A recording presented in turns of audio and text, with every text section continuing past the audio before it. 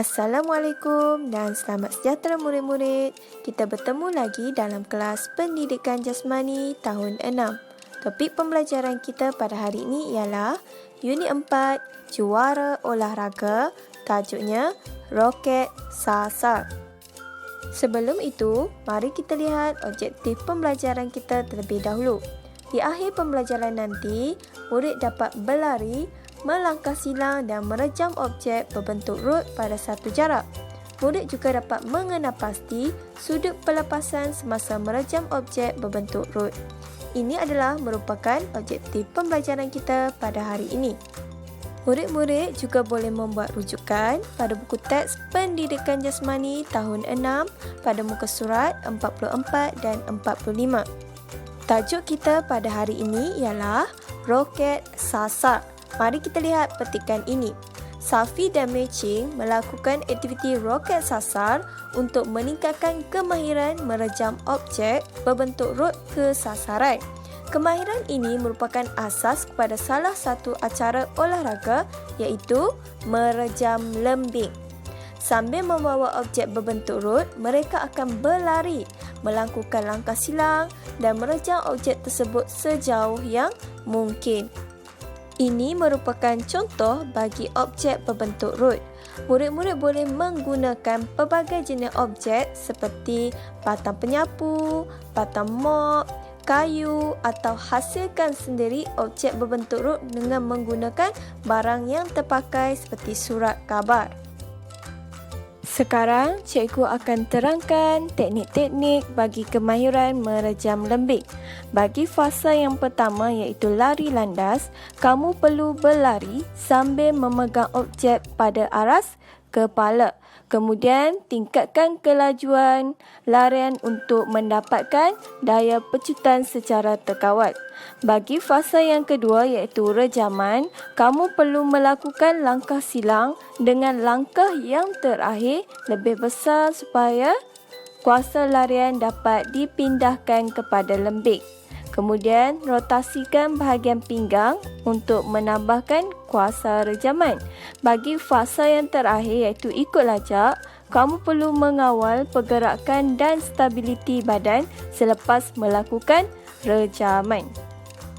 Ini merupakan teknik langkah silang. Kamu boleh perhatikan gambar ini. Okey, yang pertama adalah kaki dibuka mengikut keselesaan.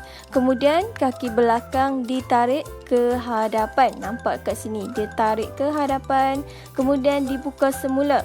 Okey, langkah yang terakhir perlulah lebih besar supaya kuasa larian dapat dipindahkan kepada lembing sebelum melakukan rejaman. Okey, boleh nampak kat sini teknik langkah silang. Terdapat 3 cara memegang lembing. Yang pertama adalah genggam Amerika. Boleh lihat kat gambar yang pertama. Yang kedua, genggam Finlandia. Dan yang terakhir adalah genggaman Y. Sekarang, cikgu akan jelaskan sudut pelepasan yang sesuai semasa kamu merejam objek berbentuk rot. Sudut pelepasan yang sesuai untuk mendapatkan jarak rejaman yang optimum adalah antara 35 hingga 45 darjah. Seterusnya, kita lihat ansur maju yang terdapat dalam kemahiran merejam objek berbentuk rot.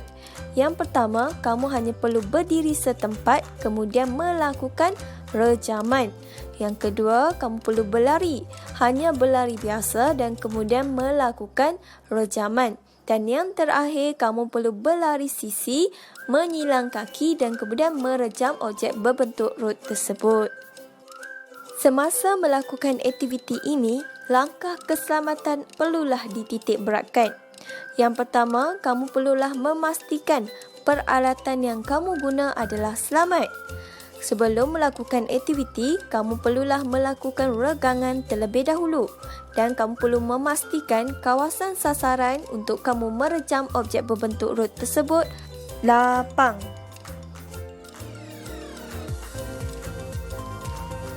In javelin, the landing area is around 100 meters long and 29 degrees wide. The minimum runway is 30 meters by 4 meters. In javelin, the male javelin measures 2.7 meters, while the female javelin measures 2.3 meters. There are 3 kinds of grip. American, where the cord is gripped between the thumb and index finger. Finnish, where it is gripped between the thumb and the middle finger. And the fork, the cord is gripped between the index and middle fingers. When preparing to accelerate, the athlete holds the javelin over the shoulder, with the elbow up and pointed forward. The javelin is aimed in the direction of the throw, with the point tipped slightly down. During acceleration, the athlete runs straight ahead with hips perpendicular to the target area, while maintaining the javelin's position. During the final few strides, one leg crosses over the other as the javelin is pulled back. The throwing hand should be at shoulder height and the arms straight. Plant one leg and push off with the other, turning the hips so they are again perpendicular to the target area, as the body weight is transferred forward, bringing the arm up and forward while keeping the elbow high. Baiklah murid-murid, sekarang kita ada satu misi, iaitu misi ke angkasa. Bagi menyelesaikan misi ini, kamu perlulah hasilkan atau sediakan roket sasar, iaitu objek berbentuk rod, mengikut kreativiti masing-masing. Kemudian, lakukan perlakuan merejam objek berbentuk rod. Perlakuan tersebut hendaklah dirakam. Itu sahaja penerangan daripada cikgu mengenai topik pembelajaran kita pada hari ini. Cikgu harap kamu dapat siapkan tugasan yang telah cikgu berikan. Semoga kita dapat berjumpa lagi pada kelas yang akan datang. Bye!